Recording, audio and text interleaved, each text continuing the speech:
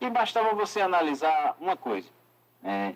Quem estava se dizendo eu sou a favor da família, eu sou apolítico, era uma pessoa que tem 28 anos de mandato. Então, não pode ser apolítico uma pessoa dessa. E desculpem os políticos, mas com a quantidade de dinheiro que precisa ser gasto para eleger um deputado federal, uma pessoa que vive só com o dinheiro que recebe, com o dinheiro que recebe como deputado, ele não vai conseguir se eleger. Ele precisa de compromissos, ele precisa de compromissos que às vezes são espúrios. E uma pessoa dessa não pode me representar, não tem como me representar. Eu não posso dizer que eu vou seguir um mito. Eu não tenho que seguir mito. Como eu não posso dizer... Tem uma frase, uma expressão de Ariano Suassuna que eu acho perfeita, que ele diz assim: as pessoas estão dizendo aqui os meus referenciais morreram de overdose, estão em casa contando viu metal e tal. Eu disse, não, o meu referencial, aquele a quem eu sigo, morreu foi numa cruz. Não é ninguém que morreu de overdose, não. Não é homem que eu tenho que seguir. A igreja não tem que estar preocupada com homem a seguir. E esqueceram uma coisa e esqueceram nessa marcha para Jesus também.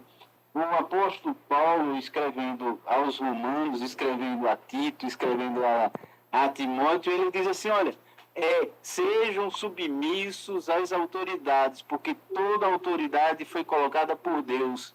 E aquele que não é submisso à autoridade está dizendo que Deus não é capaz de escolher quem Ele quer. E aquele que não se submete, que não se submete às autoridades que estão postas, estão dizendo Deus é um incompetente que escolheu a pessoa errada. Então, eu achei um absurdo quando o ministro da AGU foi levar uma palavra do presidente Lula e foi vaiado. Uma falta de conhecimento da palavra, uma falta de conhecimento do evangelho, do temor de Deus. Porque está dizendo assim, Lula foi colocado lá. Quem colocou Lula lá? Foi a eleição? Não, a Bíblia diz que quem colocou a autoridade foi Deus. A autoridade só está lá porque Deus colocou. Então... E numa concepção como essa, e ela fica sem credibilidade. Peraí, quer dizer que essa marcha só serve para um, para o outro não? E vocês estão marchando para quem?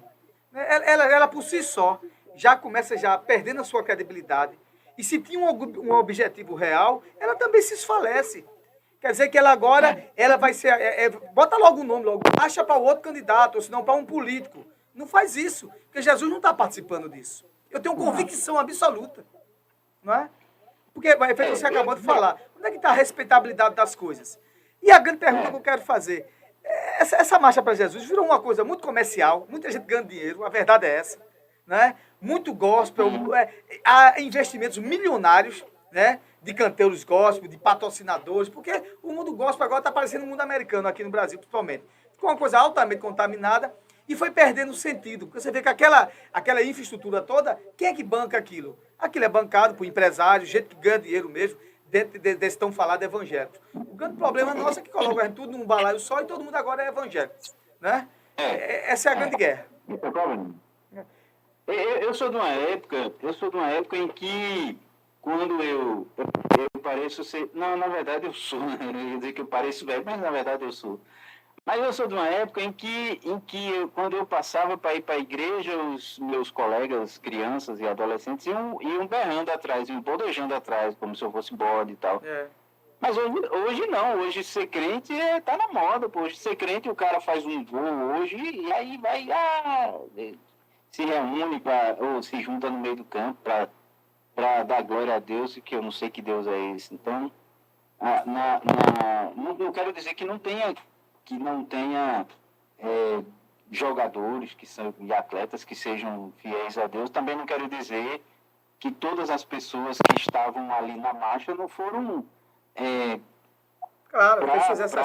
prestar um culto a Deus. Agora, a estrutura é comercial, lógico. E a gente fala das organizações, né? Quem está por trás realmente está todo desfocado.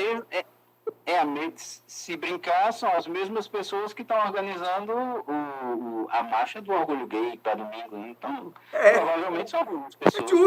Justo. Você falou uma coisa agora com propriedade, sem sombra de dúvida. Reverendo, uma coisa, qual a sua perspectiva? Você acha que esse cenário vai continuar assim?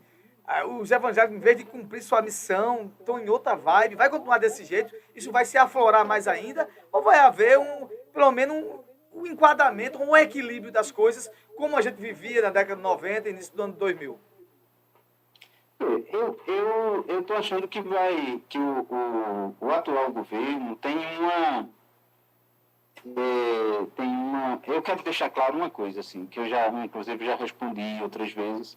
Eu não sou petista, eu não sou comunista, eu não sou esquerdista, mas eu também não sou bolsonarista. Nem extremista.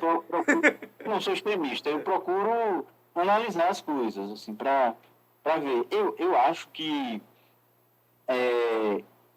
politicamente na forma como se comporta, o atual presidente, ele é muito mais profissional do que o anterior. O anterior era um completo amador. Não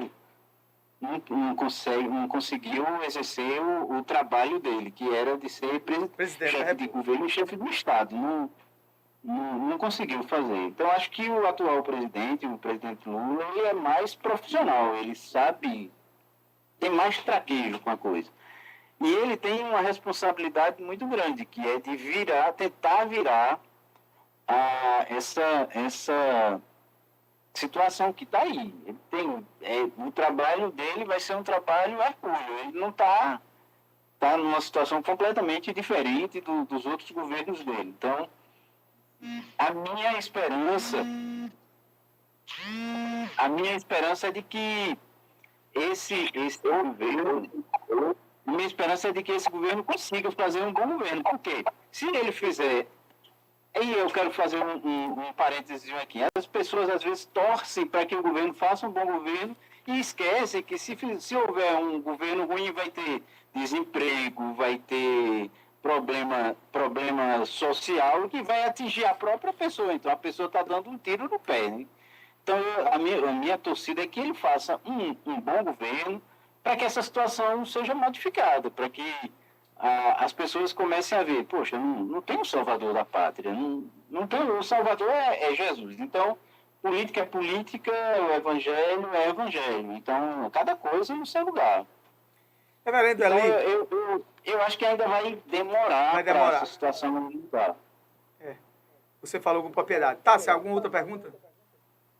Não, só essa pergunta. Não, reverendo, pela sua experiência, o que aconteceu com o presidente, né, o presidente Lula, quando ele foi perseguido, a gente sabe que ele foi preso, passou por um monte de coisas. Quando ele aí, né, tomou posse e disse que o que serviu foi de lição para que ele não fizesse, vai fazer aí uma gestão diferente. Eu acho que ele tinha que passar por tudo mesmo para fazer os acertos e não errar mais como errou no passado. Eu acho que se ele pegar isso como lição, então tá no bom caminho, tamanho. Tá no caminho. Reverendo, não pode continuar, desculpa. Não, uma coisa que eu vejo que está sendo boa é esse indiciamento e a denúncia que está sendo feita pelo STF das pessoas que participaram daquele 8 de janeiro. Que aí o Estado está dizendo, não vai ficar, não é casa de Mãe Joana. Não é, então tem vírus esculhambação, né? Não, vírus esculhambação, tem ordem aqui, não pode ser assim. É verdade. Então... Reverendo, uma coisa que eu assim, queria muito falar, e eu acho que é importante, porque dentro desse contexto todo, a gente observa, né, que diziam muito... Eu tenho uma amiga minha que era evangélica, eu vou dizer o nome dela, não vem em conta, mas dizia, olha, você está doido? A partir de janeiro vão invadir nossas casas. Era muita loucura. Invadir nossas casas, vai criar um quarto para um mendigo, não sei o que. Que bom, Jesus recebeu os mendigos, eu dizia até assim, Não é verdade? Vão fechar todas as igrejas. E o primeiro ato do presidente Lula, logo em fevereiro, foi consolidar, sim, o direito de culto, que estava em aberto, que o homem que era defendido pelos evangélicos não assinou, que era justamente o ex-presidente. Então, mostra que nunca foi isso. A pauta do Lula, nunca foi essa, não tem nada a ver com isso. Agora, se levou a uma motivação política para chegar a esse extremismo que a gente está vivendo hoje. Né? Por motivações escusas que hoje a gente está vendo à tona aí, de como é que foi feito aí pela imprensa. Reverendo, nesse nosso programa, sempre quando fala um reverendo aqui, a gente deixa um espaço a ele aí, para ele dar uma palavra aí de conforto à nossa sociedade, que é tão sofrida e que busca, assim, esperança. Amigo, a palavra é sua aí, ao seu tempo. Isso. Veja, nós não temos em quem colocar a nossa esperança a não ser em Deus, né? Porque a nossa vida está nas mãos de Deus. Deus é quem tem o controle de todas as coisas. Nada acontece se não for da sua permissão, se não for da permissão de Deus. Então, não tem que ficar no desespero, não tem que ficar achando que tudo está perdido, que tudo está se acabando e tal. Nós precisamos, nós vivemos num mundo.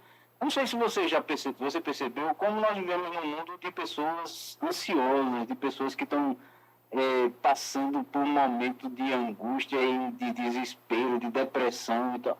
Porque esqueceram que acima de tudo está o Senhor, que a nossa confiança tem que ser colocada no Senhor. Nós não é partido político, não é Congresso Nacional, não é Câmara dos Deputados, não é governador, prefeito, nem coisa nenhuma. Nossa confiança tem que ser depositada em Deus. Deus é o Senhor da situação, é Ele quem controla tudo, controla o universo, Ele que... Eu não diria nem que Ele está no controle, eu diria que Ele é o controle. Então, tudo está com Ele, tudo é dele e nós precisamos confiar nele. Nós temos que dizer como o salmista: eleva os meus olhos para o monte, de onde me virá o socorro. O meu socorro vem do Senhor, que fez os céus e a terra. O meu socorro não vem de pessoas que estão no mesmo nível que eu. O meu socorro é de quem está acima de tudo e de todos. E é nele que eu vou confiar. É dele que eu vou depender.